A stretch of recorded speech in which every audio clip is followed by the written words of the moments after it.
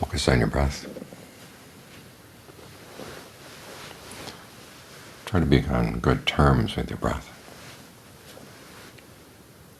In other words, don't squeeze the breath. Don't force it too much.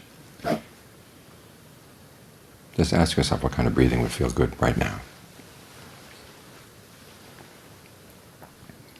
And see if the body responds. If it doesn't respond immediately, you can experiment for a bit. Try long breathing for a bit, see how that feels. And shorter breathing. Deeper breathing, more shallow, heavier, lighter, faster, slower.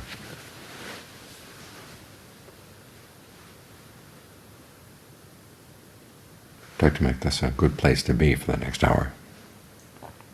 Because if the body isn't comfortable, the mind's going to go wandering off.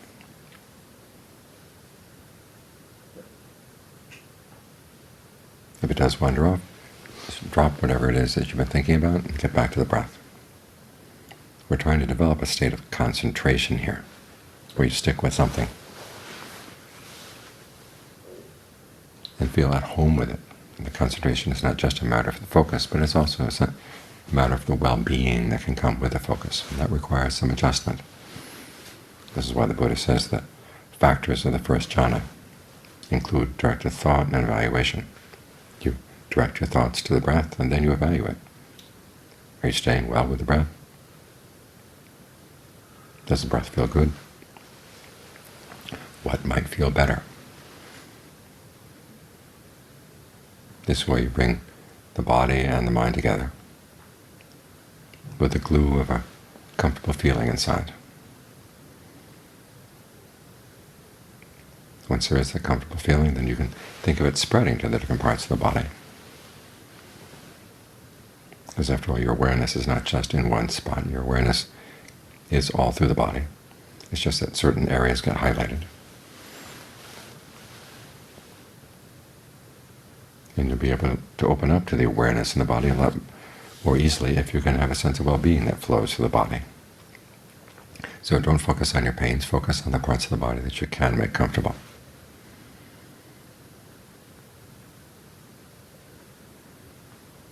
When you do this, you begin to realize that you do have some power to shape the present moment. That fact is important. Without that power, there would be no path. You have choices. There are potentials coming up from your past actions,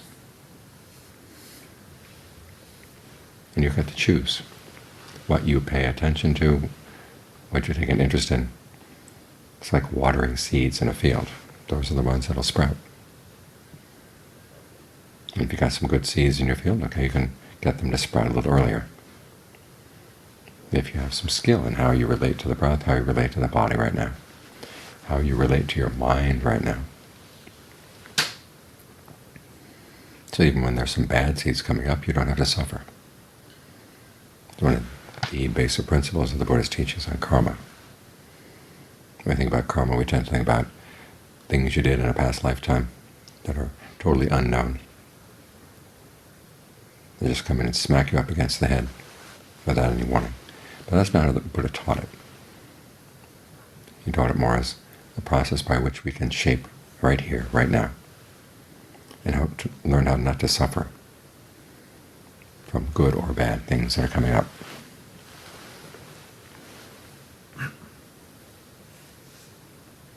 One of the other skills he taught was the teachings on the Brahma Viharas, that chant we had just now. It starts with, "May I be happy. May all living beings be happy."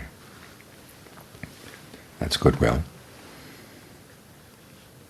Any beings who are suffering, may they be released from their suffering.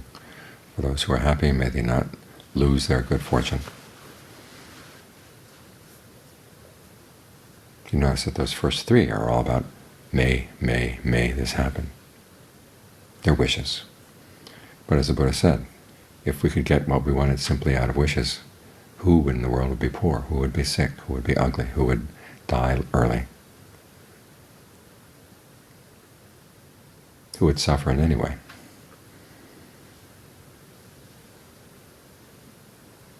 It's through our actions that we can get past suffering, which is why the last Brahmavihara is about action, equanimity. In this context, the reflection on action points in two directions. One, in terms of things that have happened in the past, you realize you can't go back and change the past. And the more you try to think, wouldn't it be better if such and such hadn't happened, the more you're going to hurt yourself. Remember last night we talked about the two arrows, the arrow of a pain and then the arrow of the thinking around the pain. The second arrow is actually totally optional, totally unnecessary, and yet we stick ourselves with it, and then we pull it out again, and we stick it back in again many, many, many times. And of course we're going to suffer. So when you find yourself thinking about, if only, remember you're sticking yourself with an arrow. And the teaching on karma says you can't go back and change the past. And the results that come from the past, you have to learn how to accept the fact that they're going to happen. But the Buddha doesn't leave you defenseless. The other direction of that teaching on karma is you have within you the ability to develop some skills so that whatever comes up, you don't have to suffer from it. You can avoid doing unskillful things and actually do positively skillful things that will make a difference now and on into the future. In other words, it's not the case that you just sit here and bear with whatever bad things are coming from the past and say, hope someday in the future something good will come from the good actions I'm doing right now. There are ways you can engage in the present moment so you don't suffer. There's a sutta where the Buddha compares the mind to water. Anything coming in from past bad karma is like a big lump of salt. If your mind is like the water in a little tiny cup, you put that big lump of salt into the cup and you can't drink the water. But if your mind is like a large river, you can throw the salt into the river, you can still drink the water. Because the water is so much more than the salt. So how do you make your mind like a river? One is, as the Buddha said, make it unlimited. Develop these Brahmaviharas, these sublime attitudes, wishing well for everybody, yourself included.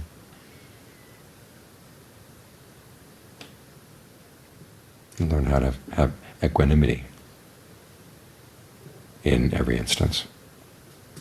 That one's hard, because there are a lot of things we'd like to have happen. But you look at the world around you, there's a lot that's happening that you can't change. So you have to develop some equanimity for that. There's always the possibility things could get really bad. Develop some equanimity for that. Not so that you're indifferent, but remember, it focuses you back on what you can change, what you are responsible for.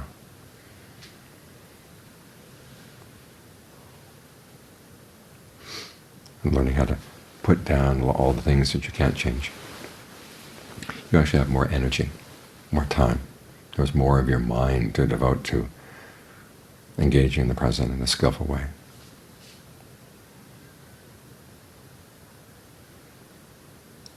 Other ways of making the mind like a large river of water are to follow the precepts and to develop the discernment that allows you to disengage from things that are causing you to suffer, in particular your own activities that are causing you to suffer. To catch yourself when you're thinking in a way that's like another arrow stuck into the mind. And as your discernment gets better, you begin to catch these things on more and more subtle levels.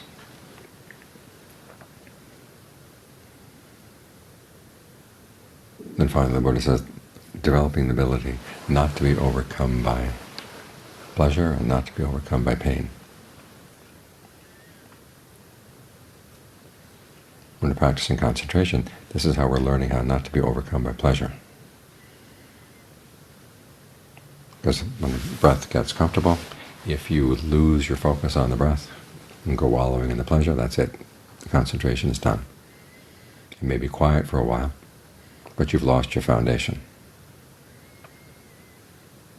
So this is a skill in learning how to live with pleasure but not be overcome by it.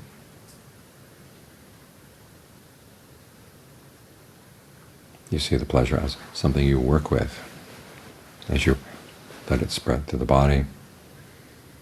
Think of the breath spreading through the body here. Breath means not just the air coming in and out of the lungs, but also the flow of energy that allows the air to come in, allows it to go out. And in the body there are many levels of that flow, extending even to the tiniest nerve endings. If you think of a whole body as the field for your breath,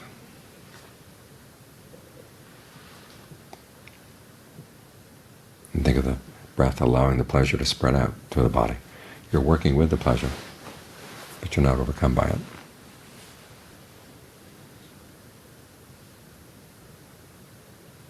This also gives you a good foundation for dealing with pain. The first step when there's pain, either emotional or physical, is to learn how to step back from it, so you're watching it from a little distance. And getting the breath to be comfortable in different parts of the body gives you a place to stand.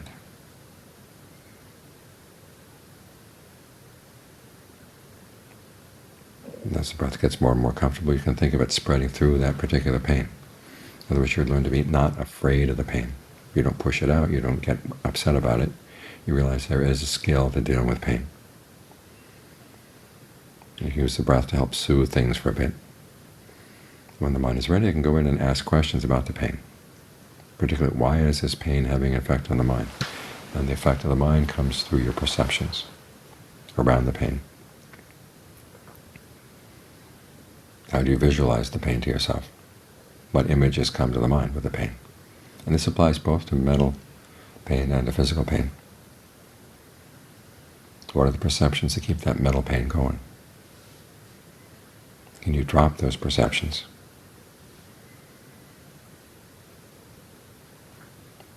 In other words, the approach you take to the pain is not one of fear or running away.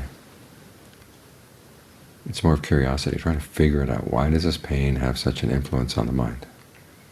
And how can you free the mind from that influence? But changing your attitude toward the pain actually gets you engaged in what the Buddha says is the duty with regard to the First Noble Truth, which is to comprehend suffering. You don't comprehend it by shoving it away or running away from it. You comprehend it by having a good place to stand so you can look at it and watch it with curiosity. Not thinking about how much you're suffering, but simply thinking, here's something that's been driving my life for a long time. Why do I let it have power over me?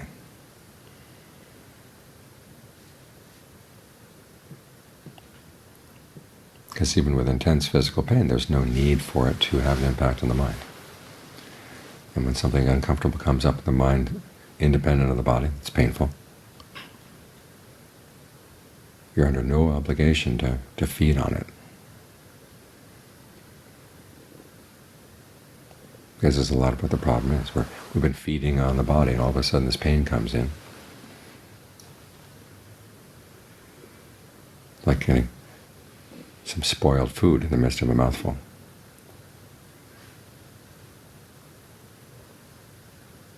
If we're not feeding, then the spoiled food doesn't come in the mouth. Even more with mental pain, that we feed off of our sufferings in a very perverse way. We have to see that this is not getting us any real nourishment. There's much better nourishment with the breath. There's much better nourishment with developing the perceptions that the Buddha recommends for stepping back from these things.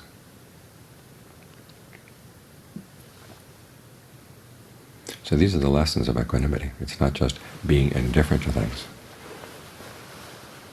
It's that reflection on karma. To focus your attention away from the things you can't change. Give you some pointers on what you can change. what is within your power, and learning how to use that power well. So you're not sticking yourself with that arrow again and again and again. And when you're not sticking yourself with that arrow, then it's easier for yourself, but it's also easier for the people around you.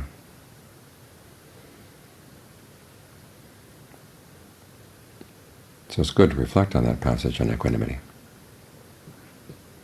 and its place in the sublime abidings.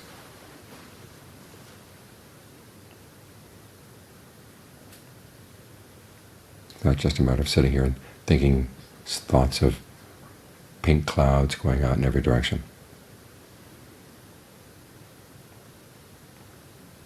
It gives you specific instructions on what to do.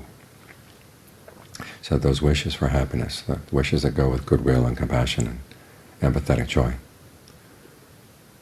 really will have an effect.